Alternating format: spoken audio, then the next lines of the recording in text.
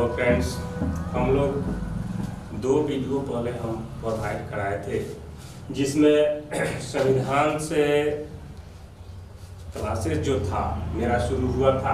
आज उसमें से तीसरा चैप्टर हम पढ़ा रहे हैं जो है आपका मौलिक अधिकार या उसको हम लोग मूल अधिकार कहते हैं। तो उसमें से जो हमने बताया था भाग 1, भाग 2, भाग 3, तो इसी तरह भाग 3 में हम लोग देखेंगे मौलिक अधिकार के अंतर्गत भाग 3 अनुच्छेद 12 से 35 ये जो है यूएस से लिया गया है और इसको मैग्ना कार्टा भी कहते हैं। मैग्ना कार्टा का अर्थ होता है अधिकार पत्र। मैग्ना कार्टा का अर्थ होता है अधिकार पत्र, जिसमें से 44वें संविधान संशोधन 1978 में संपत्ति का अधिकार, कौन सी का अधिकार? संपत्ति का अधिकार को आप जानते हैं मौलिक अधिकार पुराने में देखा जाए तो 7 था लेकिन अब 6 है।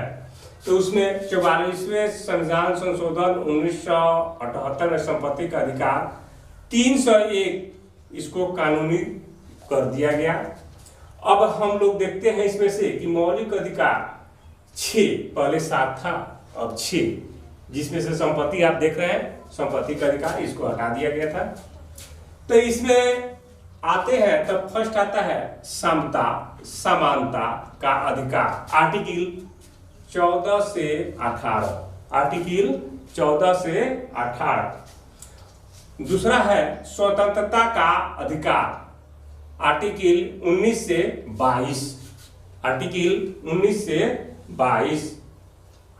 अब तीसरा होता है शोषण के विरुद्ध अधिकार 23 से 24, 23 से 24। चौथा है आपका धार्मिक स्वतंत्रता 25 से 28, धार्मिक स्वतंत्रता 25 से 28, आर्टिकल 25 से 28। पांचवा है सांस्कृतिक एवं शिक्षा संबंधी अधिकार, आर्टिकल 29 से 30, आर्टिकल 29 से 30। छठा है संवैधानिक उपचारों का अधिकार, आर्टिकल 32। तो हम पहले वाले को देखते हैं समानता, समता समानता का अधिकार 14 से 18, 14 से आर्टिकल यानी कि अनुच्छेद 14 से 18। तो समता या समानता का अधिकार अनुच्छेद 14 कहता है, इसमें हमने देखा कि 14 से 18 आर्टिकल को समझाना है हमको।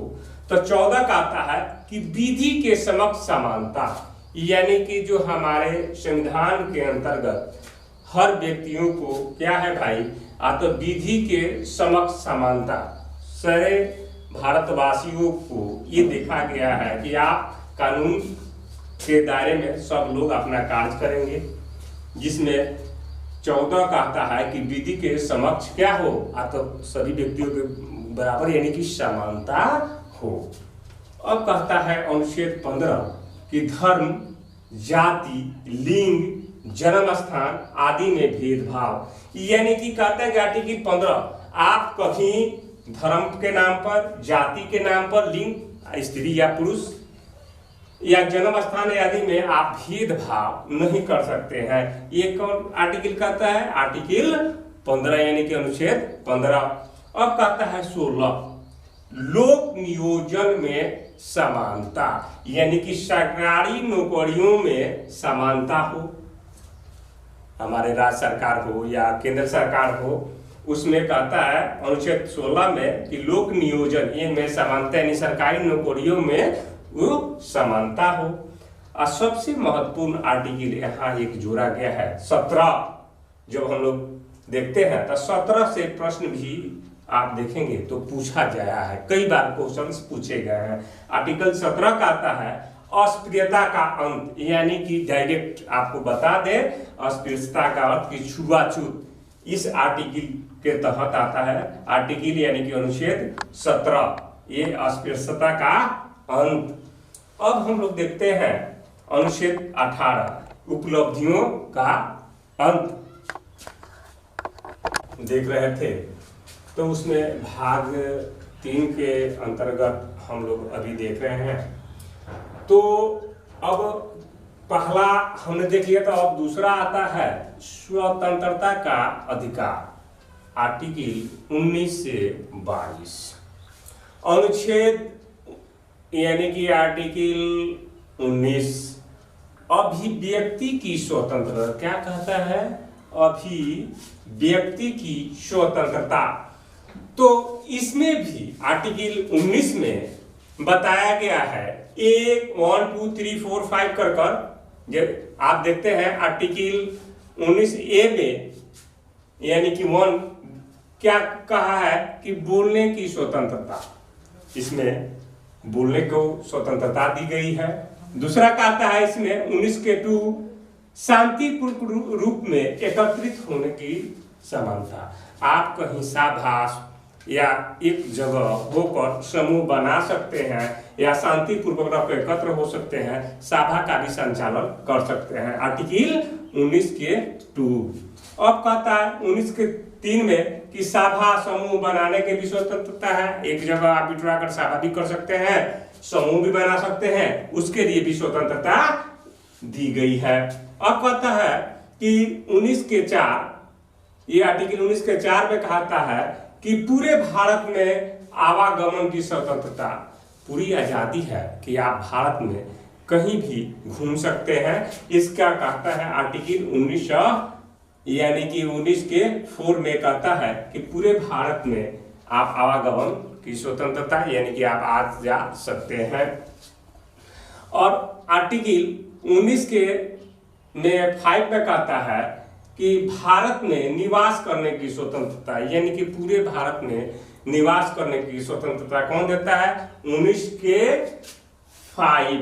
अब कहता है 19 में आप 28 में का 19 के 6, जैसे इसको 1 2 हमने लिख दिया है, ABC भी लिख देगा, ABCDEF जो भी लिख दे। तो 19 के 6 में कहता है कि भारत में आजीविका एवं रोजगार यानी कि भारत में कहीं भी किसी मामले में आप रोजगार का सृजन कर सकते हैं, अपना दुकान खोल सकते हैं या कहीं भी रोजगार आप कर सकते हैं। ये स्वतंत्रता आपको 19 के आर्टिकल 19 के अंतर्गत ये बात दी गई है। अब हम लोग देखते हैं, हम देख लिए अनुच्छेद 19 में अभिव्यक्ति की स्वतंत्रता यानी कि व्यक्ति के क्या क्या स्वतंत्रता है, इसके बारे में हम लोग यहाँ पर डिटेल्स में जाने। अब बात कहता है कि आर्टिकल 20 अपराध के दोष सिद्ध। अब आता है कि अपराध के दोषित, अगर आप कहीं भी अपराध करते हैं तो उसके लिए क्या दंड का प्रावधान है या कैसे होता है। तो कहता है आर्टिकल 20 की अपराध के दोषित, तो उसके अंतर्गत आते हैं कि उसे उसी कानून के तहत सजा दी जाए। अगर मान लिया 2013 में एक कानून बना था, उसी कानून की तरह अगर उस व्यक्ति को सजा दी गई तो सेम उसी प्रकार उसको सजा देने का, माने उसे उसी कानून के तहत सजा देने का निर्देश दिया जाए। अब कहता है उसी में कि खुद के विरुद्ध गवाही देने के लिए बाध्य नहीं किया जाए। अगर कोई अधिकारी पकड़ लेते हैं, जबरदस्ती कहते हैं कि आप अपने विरुद्ध जो है क्या कीजिए, आप तो गवाही दीजिए, तो उसके लिए आर्टिकल ही कहता है 20 कि नहीं, खुद के विरुद्ध गवाही देने के लिए बाध्य उस व्यक्ति को नहीं किया जा सकता। अब बात कहता है कि 22 यानी गिरफ्तारी का संरक्षण। अगर कोई व्यक्ति गिरफ्तार हो जाते हैं तो उनके लिए क्या प्रावधान है भाई?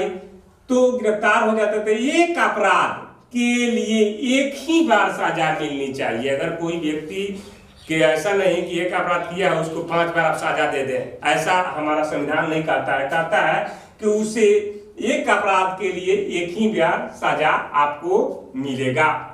अब कहता है तो ये हम लोग गिरफ्तारी की यानी कि आर्टिकल 22 के अंतर्गत गिरफ्तारी के संरक्षण देख लिए, लेकिन एक महत्वपूर्ण बात आता है प्राण एवं दैहिक यानी कि आर्टिकल 19। यहाँ से भी क्वेश्चन बहुत पूछे जाते हैं, तो उसमें एक हमने देखा है तो आर्टिकल ए यानी कि अनुच्छेद 21 के ए के तहत 46वें संविधान संशोधन 2002 में ये क्या हुआ था, जोड़ा गया था। ये क्वेश्चन कभी कभी पूछता है, इसलिए हम इसको यहाँ पर जोड़ दिए हैं, जिसमें 6 से 14 वर्ष के बच्चों को निःशुल्क शिक्षा का प्रावधान दिया गया है।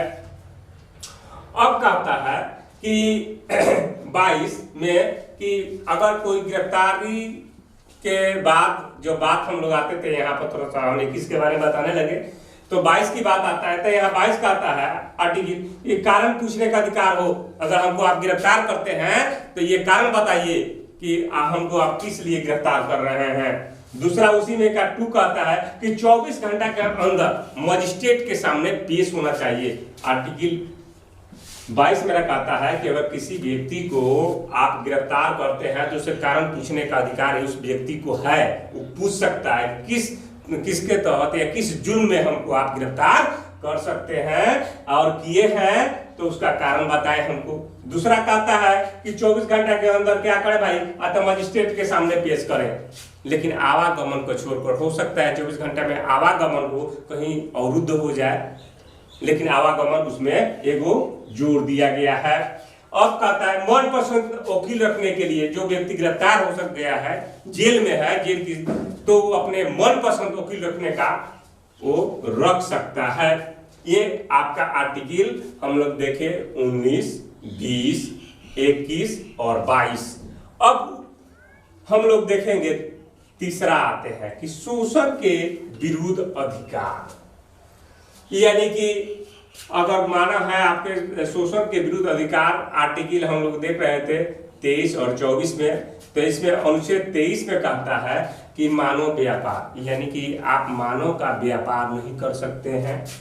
बालक श्रम, यानी कि बच्चे से आप कोई श्रम यानी कार्य नहीं ले सकते हैं। आप बंधुआ मजदूर भी आप नहीं रख सकते हैं। ये किस आर्टिकल के तहत है? आर्टिकल 23।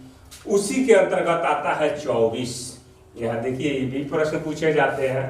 तो 24 के तहत कहता है कि 24 वर्ष के कम उम्र के बच्चे को आप कोई कार्य नहीं लगा सकते हैं। इसके लिए गिरफ्तारी या शोषण के विरुद्ध अधिकार जो है आर्टिकल 23 से 24 यहाँ तक ये पूछे जाते हैं। तो ये हम आपको बता दें कि मौलिक अधिकार या मूल अधिकार के तहत इतने आर्टिकल को हम लोग देखें। सबसे बड़ी चीज है इस पे लिख देना नहीं, अगर ये आर्टिकल याद रहता है तभी। मान लिया जाए कि अनुच्छेद 19 में पूछ दिया कि 19 के ये के तहत किसकी स्वतंत्रता दी गई है भाई, तो 19 के एक के तहत चाहे 1 के तरफ क्या भाई, तो बोलने की स्वतंत्रता दी गई है। 2 में कहता है 19 के 2 में क्या दिया गया है भाई, आत्म शांति पूर्वक एकत्रित होने की समानता हम लोगों का है। तो ऐसी सबसे बड़ी चीज है इसको, आर्टिकल को, अनुच्छेद को याद करना। तो आज हम इतना बताने का प्रयास किए कि मौलिक अधिकार या मूल अधिकार समझाने का प्रयास किए, तो इसलिए आप पहले इसे देखेंगे और निश्चित ही इसे प्रयास करेंगे कि याद हो। हमारे तरफ से जय हिंद।